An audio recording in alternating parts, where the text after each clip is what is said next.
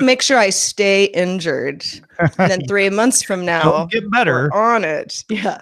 But anybody knows we're doing a new thing called Live With It, where Sarah will try out a piece of technology for 3 months. We'll check in with her on Good Day Internet from time to time. We'll do a special kind of midpoint stream, and then 3 months, at the 3 month point, she'll give her definitive, evaluation. And the winner of the poll, we ran a poll for a week on Patreon. The winner of the poll was illegitimate poll. Wait. Oh, right. Illegitimate. Now please hold your objections until after I can say you don't have time.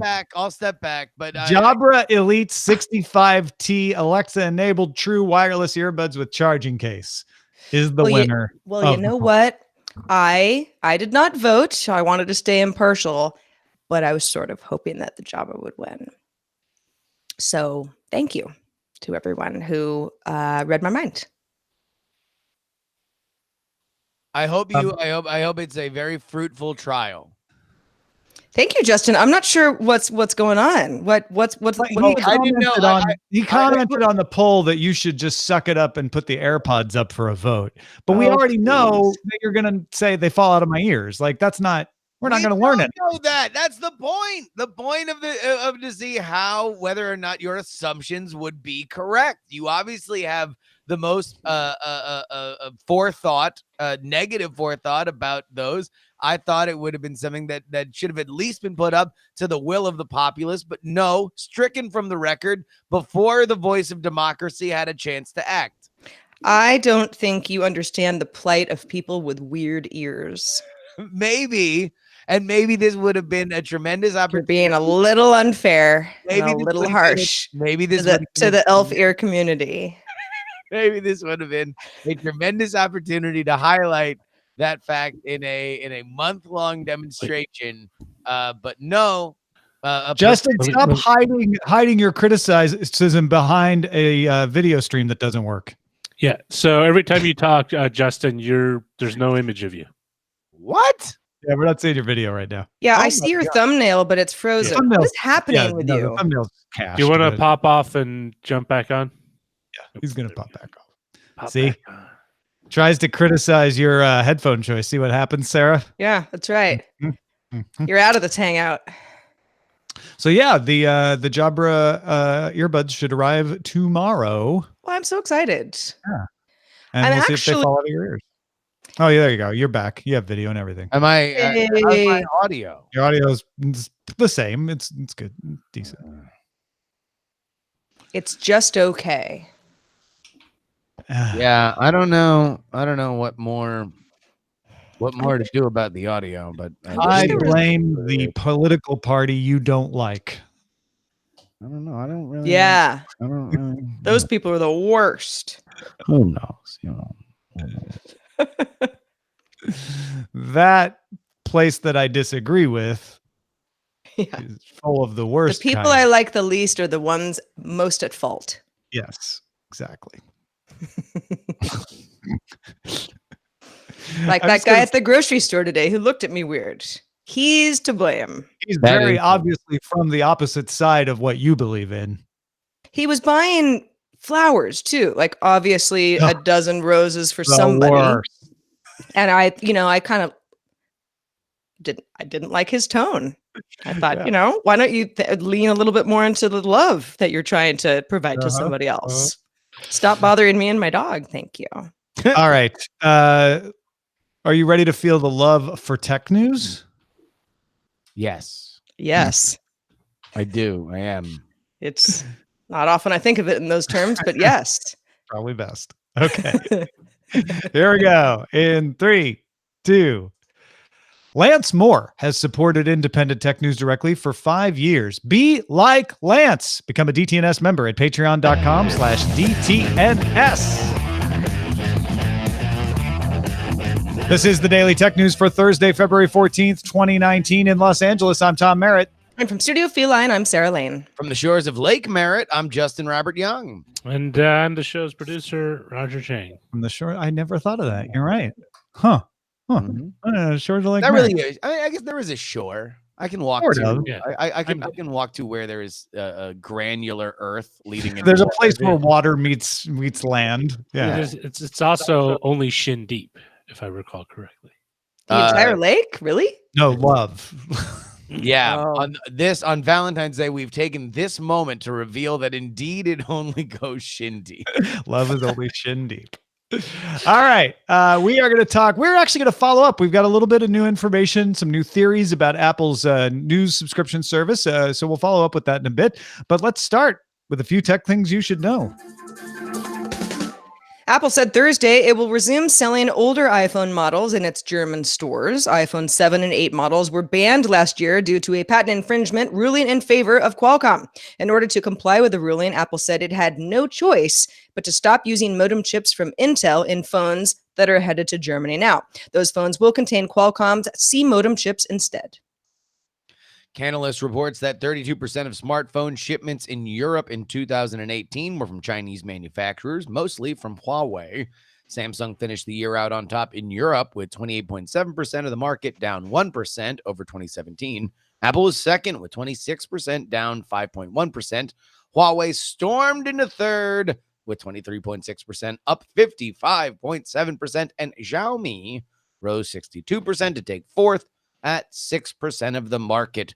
And HMD Global, aka the seller of the Nokia brand, had 2.4%, pulling in at number 5. Just, stuff to keep in mind when you're thinking about how this all works.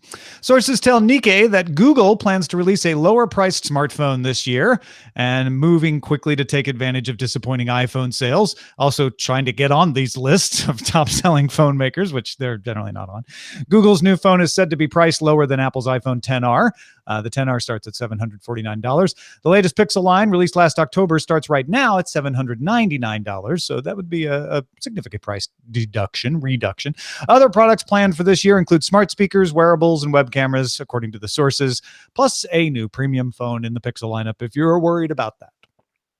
All right, let's talk a little bit about Amazon following through on the reports that they would, in fact, change their single headquarters in 3 locations to be a single headquarters in 2 locations.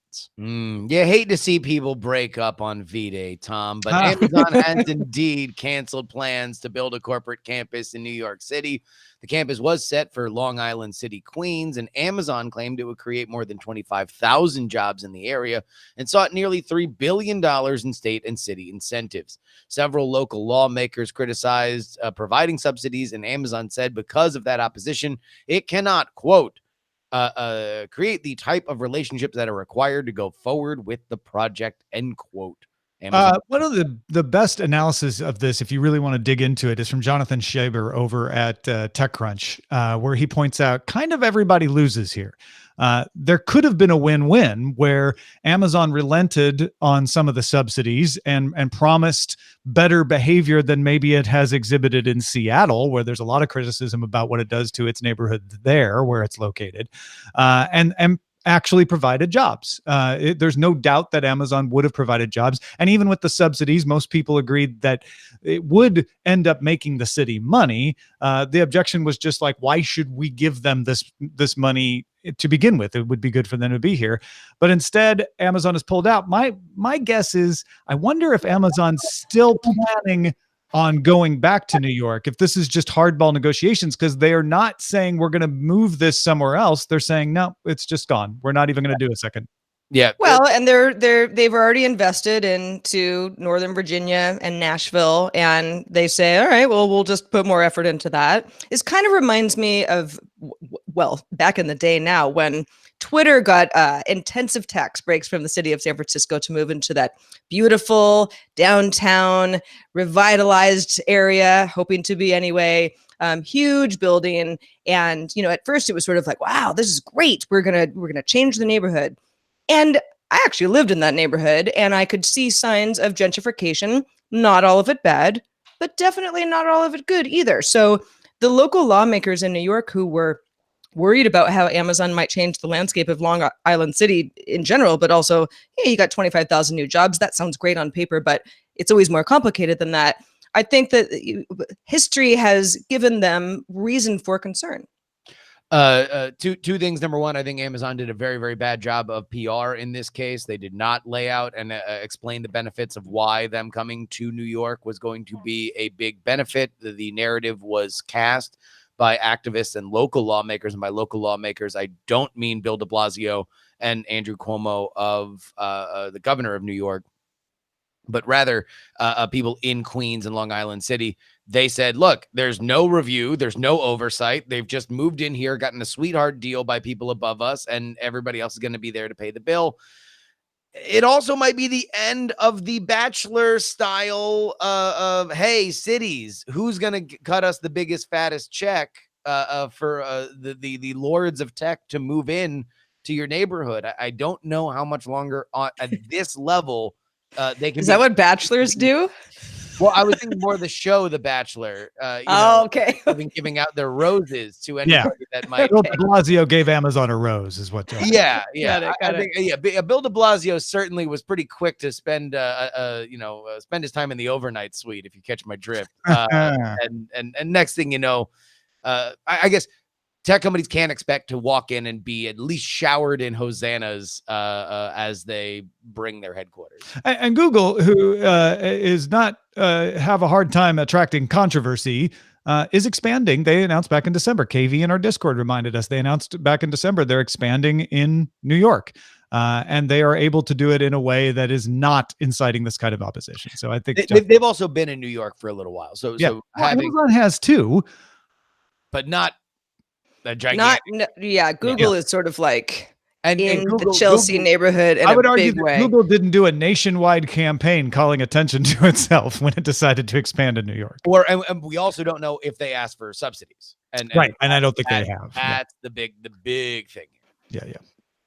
Moving on, Wired's Tom Simonite reports that OpenAI, which was founded by Elon Musk and Sam Altman in order to give away new AI discoveries, has developed something they don't feel safe giving away. The system was designed to learn patterns of language and scores better on reading comprehension tests than any other automated system we've seen so far anyway. But it's the ability of the system to generate text that feels real that has OpenAI little concerned. A research paper was published, but not the full model or the training data. Google has also put constraints on sharing AI research over fear of misuse. Yeah. So, Roger, you pointed out in our prep meeting that this feels like AI might have a version of virus research where certain things have to be kept behind a safety wall and only certain people allowed to research them.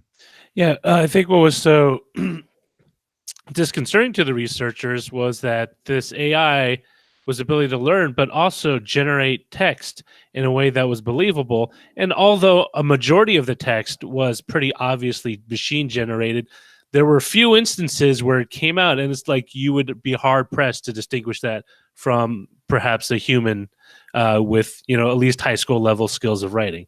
And they decided not to publish the model that they used to develop the AI, nor did they want to release all the information, all the inputs. So the web pages, books, newspaper articles and stuff that they used to train it, because they were afraid that people would use this and then maybe turn around and generate a troll bot or something else, or something far worse, that people would have a hard time distinguishing between what was real and what was fake. And yeah, basically it's a fake news worry. And it's not so much that it would generate fake news. People can generate fake news. It's the rapidity and the volume of it that it could generate that I think they were worried could. Yeah, I think we can all think of content farm types of articles that sometimes you get to by accident and you read it, you go, what in the heck? This doesn't even make any sense. This is bad writing. And that's been going on for a long time. But yes, to be able to ramp that up in a way where it's like the AI is smart, but a little off, and perhaps could be used for nefarious reasons, depending on who might be using it, is a concern. I wonder where we go from here, knowing that the technology exists, but that it can't be given to people with, it can't be put in the wrong hands. Yeah. Increasing amount of attention being paid to ethics with AI, which is a good thing, I think. Like meat for orcs, the EU copyright directive is back on the menu. The trilogue negotiations have agreed to keep Article 11, the snippets rule, and Article 13, the upload filter rule. Final version of Article 11 will require any site of any size that reproduces more than single words or very short extracts of news stories to get a license. Article 13 requires commercial sites and apps to make best efforts to buy licenses for anything a user might upload and prevent unlicensed works from being uploaded. The law doesn't call for a filter, but filters are probably the best way to do this. The final text now returns to the EU Council and the EU Parliament for approval starting Monday, February 18th, with a vote by the EU Parliament's Legal Affairs Committee. A plenary vote of the Parliament is expected in late March or early April, a few weeks before EU parliamentary elections. And by the way, if you think this is just a European thing, India is seeking public comment on proposed rules that, among other things, would require internet companies to screen and prevent publication of unlawful information or content. So, prior restraint, upload filters are all the rage, and there's going to be a big battle, including companies or organizations like the Premier League and IFPI, the music organization in Europe, against these Article 11 and Article 13 requirements here. Yeah, I mean, as you mentioned, this is a worldwide question as internet becomes not only an aspect of discourse and business, but synonymous with all discourse and business. I think we are kind of at a crossroads on whether or not we want to mop up the mess after people make it, or we want to hold these companies liable before we even start. And it's something that I think is strange to us because we've sort of watched the internet flourish under safe harbor guidelines. Yeah, agreed. JPMorgan has created its own blockchain-based cryptocurrency to help settle payments between clients of its wholesale payments business. JPMorgan hopes it can reduce risk and enable instant transfers. JPM coins will each be worth $1 and will only be available to the company's retail customers to be used with each other over the JPMorgan Quorum blockchain. Customers must be approved by regulators to use Quorum in order to avoid money laundering. All blockchain nodes on Quorum are operated by JPMorgan. In a related move, Ant Financial, operators of Alipay, is buying a 15-year-old payment processor, World First, which is based in London. World First lets businesses and people move money between countries at prices lower than regular banks. So everybody wants to be in this retail money movement situation because if you can make it faster and cheaper, you can make more money off of it. JPMorgan wants to do it with blockchain, although a lot of blockchain experts criticize this, saying JPMorgan could do this with a database and some servers, and it would still be faster and instantaneous. They just wanted to put blockchain in their press release. JPMorgan says, no, we couldn't have done that because of regulations, whereas if we use blockchain and change it into JPM coins, we can still meet regulatory requirements, but do some things we couldn't do if they were actual dollars. I don't know enough about fintech to say if JPMorgan is wrong, but it certainly doesn't hurt that they can put blockchain in a press release. Yeah, I mean, I would be inclined to believe them there that obviously most of their business needs to always think of how are we meeting or not meeting regulatory concerns. Yeah, and honestly, blockchain can be pretty efficient. This isn't really like a Bitcoin situation, though. JPMorgan's running all the servers, right? Although I will say that this does show a little bit of what I believe will be the future of blockchain technology. They don't always have to be what a cryptocurrency or Bitcoin is. Yeah, the JPM coin's really just a tracking token. Yeah. Well, guys, we're in a pre-order windstorm, if you will. Getting a little ridiculous. Samsung has a page up where you can pre-order the next Galaxy device that you, quote, know is coming. So let's assume they're talking about the Galaxy S10, which is expected to be announced February 20th. You have until that day to reserve the right to place an order. After the announcement, you'll have 72 hours after the device goes on sale to place that order and get priority. Delivery is expected by March 8th while supplies last. So it's not really a pre-order you can do right now. It's the reservation of the right to make a pre-order in the first 72 hours in order to hopefully get in line to get it by March 8th. You're reserving your reservation, essentially. Next year, I expect. How bad before do you Mobile want World that Congress, S10? the pre-reservation line to make a reservation to make a pre-order. Sure. This- Yeah. this is We're crazy. we're in a weird place, and obviously Samsung loves their features, and they obviously love their features not only in their hardware but also now in their reservations for their hardware. But it is interesting because this did not come at a time when the idea of I need to get the phone and it's sold out for months is as much of a concern as it might have been, 5-6 Yeah. years ago. I mean, the smartphone market in general is stagnating, right? And, Sure. There's uh, usually there's plenty of phones. The question is whether or not I want to spend this amount of Yeah. money on a phone more so than, I got to make sure I camp out, or I'm going to This pay is somebody to wait in line so I can kind get of the a phone day one. It's a psychological trick for Samsung's most devoted customers to make sure they order it, right? Get in line first. Be sure you want to make sure you're first. Get in here and commit. And then once you've made that reservation, you're more likely to follow through and order it than if you try to order it in the first 72 hours and you can't get through because everything's jammed, and then you give up and choose something else. Also, who would want to, specifically in how rich and often Android phones come out? And if you are in the Samsung ecosystem, that's a different story. But I would say just wait. It's not like it's not going to be there. Yeah, tell that to any fan of any brand. Yeah, I guess. I guess I just assume that that's the one the great benefit of being outside of the iOS ecosystem is that there's a lot of players that continue to make new and cool stuff, and you oftentimes don't know exactly how awesome it is until people get their hands on it. But it also speaks to brand loyalty, and we had this conversation recently on a DTNS episode where, for reasons that sometimes make sense and sometimes might not make a lot of sense, people have brand loyalty, and so the Samsung folks, a lot of them will play into this, and so go marketing team. Poor Samsung folks, I'm sure that they are over the moon for it, and I'm probably overstating how much people are willing to go from a Samsung to a Pixel to another version of Android. All right, folks, if you want to keep up every day in a fast, we're like Windows. We have fast and slow releases. This is the slow release. We've got a fast release called Daily Tech Headlines. You can get the headlines in less than 5 minutes. Go subscribe right now at dailytechheadlines.com.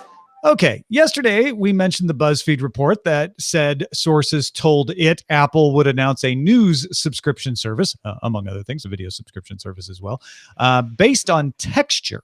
Remember, Apple acquired Texture, which was a news subscription service, and that news subscription service is expected to be announced on March 25th. Now, this is all from sources. Apple hasn't said anything. It would cost customers $9.95 for all access to any participating newspaper or magazine. So you as a customer, you spend $10 a month, you get to read everything that's participating in the platform. And Apple keeps 50% of the revenue. And we talked a little bit yesterday about wow, that's a lot different than the 30% they keep from apps, the 15% they keep from subscriptions after the first year. Writing for Recode yesterday evening, Peter Kafka, who's been around this business for a while, he knows what he's talking about, says he thinks he's figured out the logic behind Apple's give us half your revenue pitch to news publishers by talking to a bunch of industry sources off the record. He went around and pulled his sources and said, why are they doing this? Why would publishers sign on to this? Many publishers, and I quote Kafka here, think Apple will sign up many millions of people to the new service, and they'd rather have a smaller percentage of a bigger number than a bigger chunk of a smaller number. Kafka says one publishing executive told him, it's the absolute dollars paid out that matters, not the percentage. And it's Apple's promise to market this and drive subscribers that is attractive to these smaller publishers. That also explains why very large publishers like the New York Times, the Washington Post, and the Wall Street Journal, who are doing fairly well with their successful paywalls these days, might be less enthusiastic to hand over 50% because they don't see as much of a marginal increase coming. It's very similar to why Netflix doesn't join the TV app, or Netflix isn't a Prime Video add-on. They don't see the value in giving part of their income to somebody else. Now, points to note, Texture, which this is based on, used to pay 10% of its revenues to its owner operators and 50% to outside publishers, and it was all paid out by usage. So the model Apple's using is just the Texture model. They haven't changed it. With Apple in charge, everybody gets 50% because Apple isn't publishing anything in there. Publishers keep 100% of the ad revenue. So you can also see a lift if Apple's going to bring in a bunch of new subscribers to your advertising revenue. And unlike an app store, Apple's running the platform. A lot of people compare this and say, hey, you only get 30%. taken out if you run an app, but that's because you have to create the app. Apple's creating the app and the platform and everything. Apple's signing up the subscribers here. They are not making you do it. They're processing the payments. Unlike Facebook's news outreach, which let publishers keep all their revenue, Apple is selling the subscriptions here. So they're doing some work for you. And Apple Music is just like this, although Apple Music pays 70% to its music owners. So that's a whole different industry, I guess. Justin, what do you make of this? I think Kafka's information here is pretty reliable. And I can imagine smaller publishers saying, hey, you know what? A subscription boost is really what we need. Friends, join me as I take you down a very brief history of the hapless misadventures of the newspaper industry trying to monetize the internet. Remember, folks, that companies like Tribune, Gannett, the massive Hearst, the massive newspaper publishers, even up through the late 90s, had tremendous capital and tremendous sway, and primarily made their money subsidizing their through print subscriptions and classified advertising and display advertising, a lot of which came through like auto sales, right? So what did the newspapers do when they were at a position of strength, when they watched Craigslist slowly eat away at their classifieds market? Did they start investing in new online solutions for classifieds? Did they figure out a way that they could more directly sell cars to the people that had already been plugged into their news cycle? No, they did nothing. They put their head in the sand and they put all of their stuff online for free, and they eventually began to lament why everybody stopped buying newspapers and started reading everything online. Then came the paywalls, which were priced way too high, and oftentimes, even for the New York Times, were thinly veiled ways that they could just get you to buy a paper. We swear to God, just buy a paper and we'll give you something online for free. The good news is that the tide is high for news right now. We have a very contentious political climate that has driven people beyond the paywall. The sun is high, and they are reaping the rewards of a good news environment. The question that Apple is bringing to them is the same as you asking, well, why would these news outlets give 50% to Apple? Why would a retailer sell in Walmart?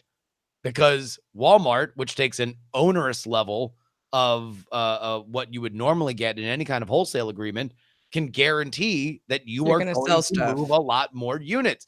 Yeah. What Apple is wanting to do right now is put forward the most high profile, and I would suspect, because it's a very low bar to clear, articulate and exciting offer to consumers on why they should pay for news. This has never been done. And if you really see how well the Washington Post decided to do it, with their Super Bowl ad, it's not like they're very good at pitching that to people now, beyond the very solemn "journalists die, please buy our newspaper," which is not exactly, I think, the retail excitement pitch that you would want to do, or necessarily survivable. Let's say that there is a very boring time in politics that is just around the corner, and now people are less in tune to pay for something that, because they need to know the next thing that happens by the second. So I would say the reason why we are seeing a holdback on some of the big players is that they are afraid to burn their hand on a stove they think is hot. I do think that they have taken bad deals in the past by tech companies, up to and including Facebook, which basically said, hey, guess what? We'll pay you money as long as you put time and effort into bringing people on to our platform. And then we'll figure out this whole ad thing. And they effectively cannibalized a lot of their own ability to sell display ads. I think that was a bad deal. I'm not convinced that it is. I think it's a pretty good deal, in that once they've set that precedent, news costs money. You should spend money in a value proposition for a user. That's huge for any kind of paywall model. I think the other thing to add to this is the New York Times. We reported this on DTNS a few weeks ago. The New York Times is doing well. It's making money now. So why would they now want to hand over 50% to Apple, they're like, hey, you know what? We're doing all right. Maybe you could give us a smaller cut, which Apple doesn't do. I'm sorry, Sarah. What were you going to say? Oh, it's okay. I think you bring up the New York Times, which is a good example. And I had mentioned, yeah, there's a paywall. I don't pay for that. I just run out of articles and then I like find the story on some other publication that doesn't make me pay. A lot of people do that. Not everybody's, paying subscriptions. You can think about that however you want.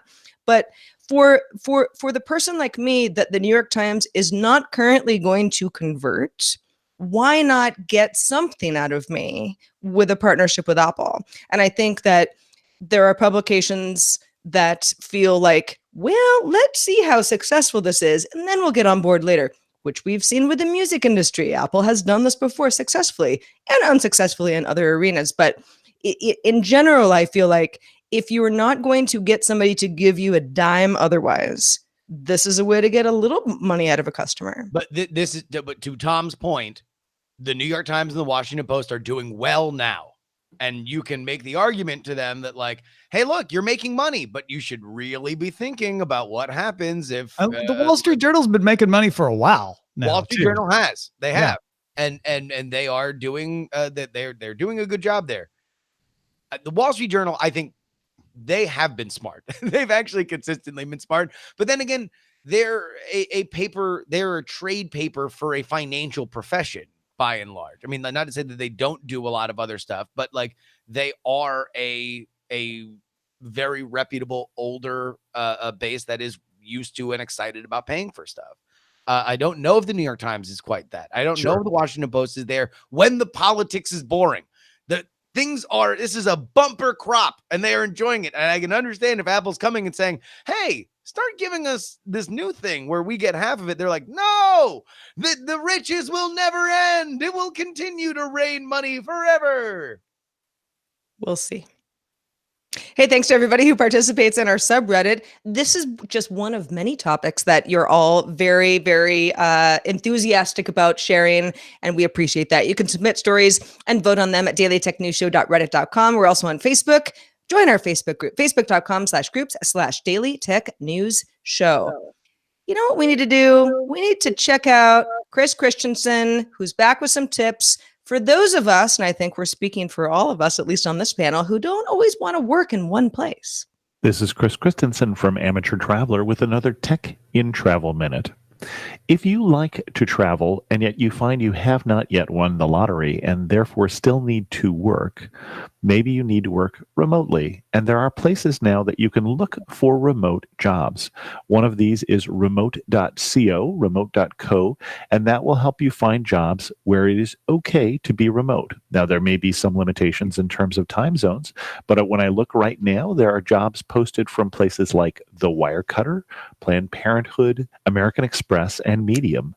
And that is just looking at the technical jobs. There are also non-technical jobs available on some of these websites. So if you're interested in being remote, not necessarily emotionally, but at least physically, check out remote.co. I'm Chris Christensen from Amateur Traveler. If you're traveling to just be for fun, not to work every morning, check out that. That's good. No, that's very interesting. Hey, listen, we're living in a modern world. It's nice to have some options and know about where to get resources for those options. Also nice to have is Justin Robert Young on our show today. Justin, what's been going on and how can people keep up with your work? Oh, friends, I got a real pitch here for you. Many of you who enjoy technology might be down there at the old South by Southwest Interactive coming up at the beginning of March. As we have done for the last several years, Night Attack will be doing a live show. But instead of doing a free live show like we've done in the past, we are stepping things up to a level heretofore unseen. We rented ourselves out a real theater. We are doing a 3-hour-long gigantic show, not only featuring a live Night Attack, but also we're flying in from Las Vegas, the Ice Cream Social podcast. We got live performances by Dual Core and the Possum Posse and special guests yet to be announced. It's jam-packed. Basically, it is a one-day convention where the lobby bar is 6th Street during South by. You're not going to want to miss it. Go ahead and get your tickets right now. bit.ly/Night Attack Austin. Again, bit.ly/Night Attack Austin. $18. It's like $19 after the processing fees. For under $20, it's a steal. A steal, friends. I hope to see you there.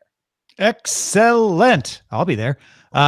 Folks, if you like us delivering this tech news analysis, you can get it for free. Just subscribe, and there's some ads before it that help defray the cost. But where we make our money is from people supporting us directly. They get an ad-free version of the show. They get an editor's desk every week or so from me talking about the issues at a little more depth. They get a column from Roger. Roger had a column today about the golden age of TV, or is it, on Patreon? They get Sarah Lane living with products and telling you whether they're worth living with yourself or not. All of that available at patreon.com/DTNS. Our email address is feedback@dailytechnewsshow.com, and we love your feedback, so don't stop writing us. We're live Monday through Friday at 4:30 p.m. Eastern, 21:30 UTC. Find out more at dailytechnewsshow.com/live. Back tomorrow with Len Peralta illustrating and Patrick Norton as our guest. Talk to you then. This show is part of the Frog Pants Network. Get more at frogpants.com. Diamond Club hopes you have enjoyed this program. Wow, the sun came out Mm. just as we were. Well, That's because of our show. Mm-hmm. We caused It's because the of our sun sunny disposition. act. We shed light of truth and analysis. And God smiled on all. Oh.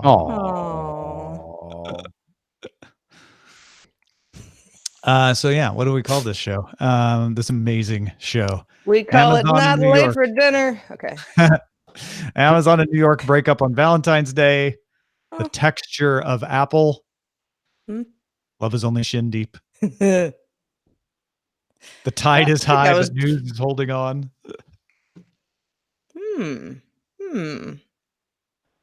Amazon sours on the Big Apple. One simply does not post memes in Europe. Feed all about it. I don't get that one. It's just a pun about Yeah. the news stuff. News feed. Oh, You get news one feed. Yeah. Got it. Read all about it. Yeah. Mm-hmm. I'm slow. sometimes. Everything is news again. The texture of apple. I would. I'm gonna vote for the V-Day from Mojam. Oh yeah. Okay. It's topical. We also you know. in our Discord. Emotions run high. Old guy wrote too expensive. Didn't read. Saw that too. That's good. Oh, that's in here. That's in here on the. TEDR. Mm-hmm. A lot of things I don't read either. Too much money. Justin, you have a favorite? Let me. The sun came out just now. Today.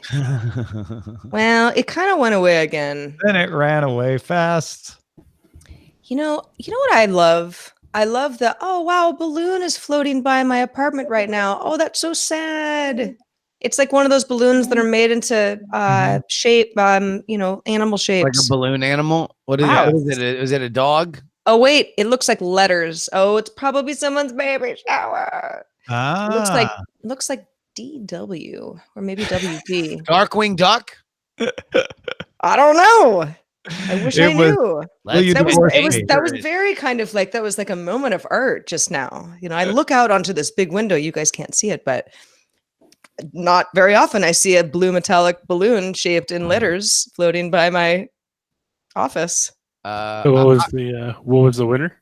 I like Amazon in New York breakup on Valentine's. all right, there we go. Amazon in New York break up on Valentine's Day. Yeah. I'm gonna shorten it to V-Day just for character purposes. Yeah. You should probably make it end. I think people will understand that. Also break. Victory Day. No, but what I was gonna say is, before I saw the balloon, is so around my apartment right now, and through a lot of LA and other southern cities, lots of palm trees, right? And LA has those, real skinny, really tall palm trees that have been around for a while. Mm-hmm. They don't give you coconuts or anything, but they're kind of nice to look at. But boy, in high winds, and today is fairly windy, Yeah, I watch them sometimes and I'm like, how does it work? Those are strong roots because they seem like they should snap at any moment and they never do. Gosh, I hope not. Because Well, you there's you one know, near me and I don't want it falling on my house. yeah, well, you lose leaves here and there, right? So it's not as if they don't shed stuff, but it just doesn't seem like their I have to consistency say, would work. when they dug up my front yard to put in the new sewer connection last year, one of the things they ran into was the roots from the palm tree running through the yard. It was running through the old sewer line, and they had to figure out how to get around it without, compromising the integrity of the palm trees. So the roots run deep. Yeah, with they the do. palms potentially. Still roots run deep. I mean, I love to look at them. I just they seem like a freak of nature that shouldn't work the way that they do in a storm anyway. No, I know. I look And up Justin, I'm sure in Florida, you probably have seen lots of instances of that. But I don't know. Maybe the palm trees fall more there. Damien says the palm tree roots are bigger than the leaves. Gosh, I hope so. Yeah, certainly. I mean, many roots of trees that you don't see under the ground are quite large. I know that, but it's those skinny bodies, those skinny trunks. They're that's like always in the hurricanes that I remember in my youth, it was always the other kinds of trees that would get overturned. Right. The palm trees never. Like you would very rarely. I mean, it would have to be like rotted out to fall over. Yeah, like you don't see a palm tree snap. I'm sure it's happened. making me It's nervous. like, I've never seen that. I'm going to be the first one. They're I know. flexible. I'm They- sorry. they I'm not bend trying to in the jinx wind. anybody. They bend in the wind. They've got little rubber necks. Be like a palm tree. Be like a Bend palm in the tree and support our Patreon. wind. Yeah, that's right. Many We have palms so many- do. We have so many good palm trees supporting us. I should remind people that if you are doing the thing where you're sticking with your tier for 3 months in order to get the mug or the poster, you should make sure to go to patreon.com/pledges and double check that your shipping address is in that column on the right. Even if you put your shipping address into your Patreon profile, you have to separately give us permission to see it. So go check that out, patreon.com/pledges, and make sure it's there if you want to get something mailed to you. Send a message out to everybody at those tiers anyway, but just as a reminder, and we're still doing that for 2 more months. If you're a patron and you stick at your tier at the advisor and master level, the advisor and master level, if you stick at those levels, you will get either a poster or a mug. Wunderbar. Nice. Nice. Man, I'll tell you what, I'm curious to see. I think with that AI story that we did, I do wonder whether or not we are going to see a major national newspaper like a USA Today or New York Times, Washington Post, Wall Street Journal just say, all right, we're going to run like filler, the same kind of content that used to be wire stories, like just little capsules of stuff like that. Instead, it's like, all right, well, we're just going to turn on the AI bot and it's just going to generate, it can reliably generate for us sports capsules or, random stuff like that. I feel like that OpenAI story, there might be a little FUD going on. I actually got a random email from a friend of mine sending me this story and giving a little more background to it, that apparently there's even more that they are working on that is even more advanced than what they were talking about here. Yeah, I wouldn't be surprised. The reason I didn't poo-poo it in the show is I think the idea of AI researchers coming around to understanding, as you mentioned with Google too, that, yeah, it's great to be transparent and open, but there's some stuff these can do that we're not ready for yet. And until we have the ethical framework in place, maybe we should be careful what we release out there for anybody to use, because ne'er-do-wells can do it faster than say the financial industry or something like that, right? So yeah, I think that's a fair thing to think about. On the other hand, the fake news thing, I'm like, not sure that the rapidity of it could make it really bad, but it's not like we don't have a bunch of stuff. It's not like we don't have instant Yeah. copy and paste replayability now. Exactly. So I'm not. One of the comments in not in the Vox, but in the TechCrunch version of that article was there was some fear about deep fakes where it would try to impersonate an individual. Video and audio, yeah, but text, I mean, I don't know. Anybody can write something that they say is impersonating somebody. So all the previous caveats apply. Like, consider the source. Is it a reliable source? Is it somebody that you respect and know gives you good information? Like, combating this kind of AI fakery is no different than combating the old-fashioned human-created fakery. It could also be just they want to shift away from a model where they were just constantly making public everything they've done. And that's why I say, like, that concept is probably a good one to start thinking about. Well, because they are a company with a reputation, and they don't want to be the company that let loose something that people now blame them for. Yeah. You know, and by goodness, a fake news generating AI doesn't have to do any kind of damage to wreak a lot of havoc on your public reputation. Yep. That's a hot button item right now, right? Yep. People they'll get fired up, Tom. Tell you what, man, that's what gets them fired up these days is fake news. By the way, did you guys I assume did cover the split of was it Snopes and Facebook as a fact checker? Did that happen while I was in Hawaii? I think so. We didn't talk about Snopes in any detail. I think it was 2 days ago. Oh, I think it was it was Monday just 2 or days ago. It felt like that was old. No. Snopes pulled out of the whole fact checking thing. I remember reading about it. Hell portal, hashtag portal to hell, hashtag. I'm sensing a whiff of Schadenfreude coming off your screen. I'm just saying, Justin. you know, look,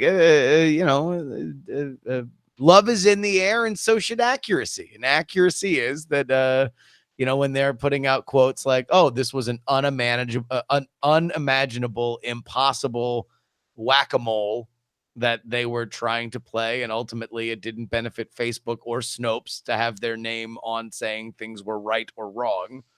That was more than 2 days ago, but my time is not what it used to be. You want to know what it was Friday, because I remember I was reading. Oh, I know what it is. Coming back from San Francisco. February 1st, Snopes quit fact-checking partnership with Facebook. Okay, maybe they gave a statement or something like that. They probably formalized it. Yeah. Yeah. I remember reading the story on Friday. I see. I knew I had heard about it earlier. Yeah. So yeah, it was while I was gone. And I swear it was either in Daily Tech Headlines or DTNS, because I'm pretty sure that's how I found out about it. Oh, yeah. I'm not just part of the company. I'm its biggest customer. You'll like the news we read. I guarantee it.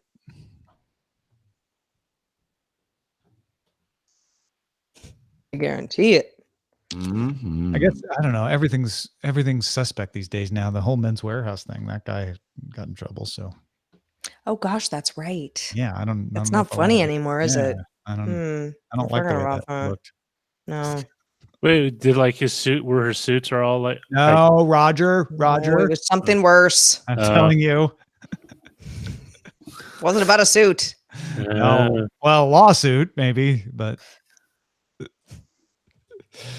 As they'd say on Vanderpump Rules, it's not about the pasta. None of you are going to get that, but someone out there will. I'm aware of Vanderpump Rules, but I don't get that specific reference. It's, it's an ongoing theme that only the Vanderpump kids could teach us. I only watch Chinese drama. Finally, we can learn these lessons. Teach us, Vanderpump. Teach us. Wait, is that a show or those real people? Lisa Vanderpump is okay. Lisa Vanderpump is, gosh, now the sun's really out. She is part of the Beverly Hills Housewife crew. She has a spin-off show because she's a restaurant owner where it's basically a show that she's barely in about a bunch of 20-somethings who are all, hooking up and fighting with each other that work at said restaurant. So and it's her rules because she's the boss. So that's what Vanderpump Rules is. It's a reality show. And the rules are... I'm positive that none of you would enjoy this show. However, I don't even really enjoy it, but I don't mess it up. I hope you enjoyed this show, video watchers, because we're wrapping that up right now. But audio folks, stick around. There's more to come.